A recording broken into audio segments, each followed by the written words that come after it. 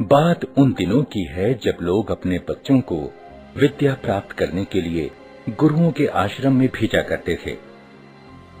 बालक वरदराज जब 5 वर्ष का हुआ तो उसके पिता ने भी उसे शिक्षा ग्रहण करने के लिए एक आश्रम में भेजा। आश्रम में गुरुजी ने अन्य बालकों के समान ही वरदराज को भी पढ़ाना प्रारंभ किया।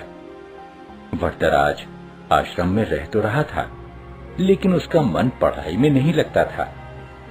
गुरुजी ने उसे तरह तरह से पढ़ाना और समझाना चाहा, लेकिन उसे कुछ भी समझ न आता था।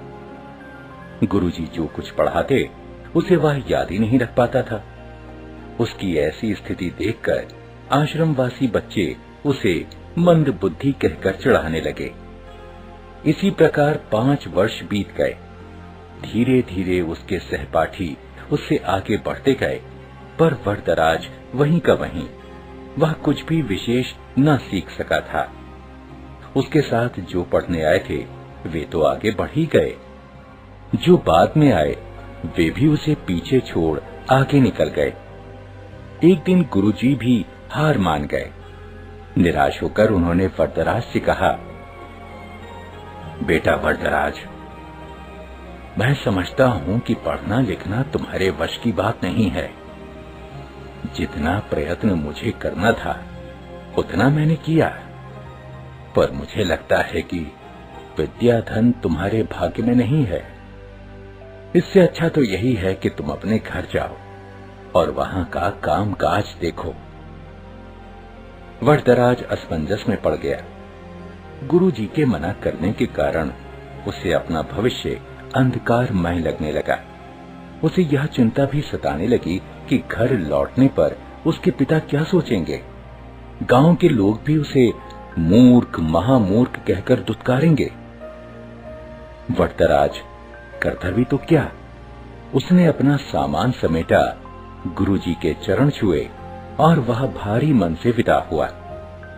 वह उदास होकर अनमने भाव से चला जा रहा था। घर वापस जाने का उसका जरा भी मन नहीं था, पर कोई और ठिकाना भी तो नहीं था। कहां जाए क्या, उसकी समझ में कुछ भी नहीं आ रहा था। वह सवेरे चला था और अब दोपहर हो आई थी। रास्ते में खाने के लिए गुरुजी ने उसे थोड़ा सत्तू दिया था। उसे भूख प्यास भी लगाई थी। चलते चलते उसे एक कुआं दिखाई दिया। वह पानी पीने के लिए कुएं पर पहुंचा। वहां उसने देखा कि पानी खींचने की रस्सी की रगड़ से कुएं की जगह पर निशान पड़ गए हैं और मिट्टी के घड़ों को रखने से जमीन पर गड्ढे पड़ गए हैं। यह दृश्य वरदराज के मस्तिष्क में बिजली की तरह कौंध गया। उसने विचार किया कि जब रस्सी की बार बार रगड़ खाने से कठोर पत्थर पर निशान पड़ सकते हैं, तो क्या लगातार परिश्रम करने से मैं विद्वान नहीं बन सकता?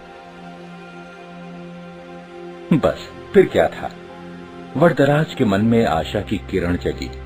वह बुदबुदाने लगा, मैं भी लगातार परिश्रम करूंगा, अपने पाठों को मन लगाकर बार बार पढ़ूंगा और उन्हें याद करूंगा। फिर देखता हूँ कि मुझे विद्या कैसे नहीं आती। वरदराज ने कुएं पर हाथ मुड़ा और गहरी सांस लेकर आगे की ओर बढ़ा। अब वह सभी प्रकार की चिंताओं से मुक्त था, इतना कि उसे भूख प्यास की भी चिंता नहीं रही थी। वह तेज कदमों से चल रहा था। अब वह दूसरी ही तरह का वरदराज था। वह घर की ओर नहीं बल्कि आश्रम की ओर लौट चला था। सूर्यास्त होने को था। गुरुजी आश्रम की वाड़ा में टहल रहे थे। तभी उन्होंने वरदराज को आते हुए देखा। उन्हें लगा कि शायद आश्रम में कुछ छूट गया हो, जिसे लेने वह लौटा है। वरदराज ने गुरुजी के पास पहुंचकर उनके चरण स्पर्श किए। गुरुजी ने प्यार से पूछा, क्या बात है बेटा, क्या तुम्हारा कुछ सामान छूट गया जिसे लेने तुम्हें लौटना पड़ा? वरदराज नम्रता पूर्वक बोला, हाँ गुरुजी, मेरी विद्या यही छूट गई है, जिसे इस बार मैं अवश्य लेकर जाऊंगा। अब मेरी आंखें खुल गई हैं। मैंने निश्चय किया है कि मैं पूरी लगन और परिश्रम से पढ़ूंगा।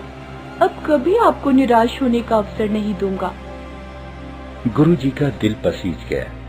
उन्होंने वरदराज को गौर से देखा। उसकी आंखों में चमक थी। गुरुजी ने इतना भर ही कहा, तुम जो कुछ कह रहे हो, यदि उसे कर दिखाओगे तो मुझे बड़ी प्रसन्नता होगी। वरदराज ने पढ़ाई प्रारंभ की। अब तो उसकी भूख और नींद पता नहीं कहां गुम हो गई थी।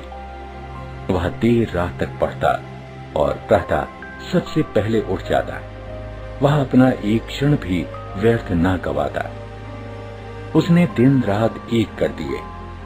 इसका प्रभाव यह हुआ कि जो पाठ याद करना उसे पहाड़ पर चढ़ने के समान कठिन लगता था, अब वही सरल लगने लगा था। गुरुजी और अन्य बालक वरदराज में आए इस परिवर्तन को देख आश्चर्यचकित रह गए। अब वरदराज की गिनती प्रतिभावान बच्चों में होने लगी। यह उसकी लगन और कठोर परिश्रम का ही चमत्कार था। जानते हो, यही वरदराज आगे चलकर संस्कृत के महान विद्वान बने। संस्कृत के सबसे बड़े विद्वान पाणिनि के बाद वरदराज का ही नाम आता है।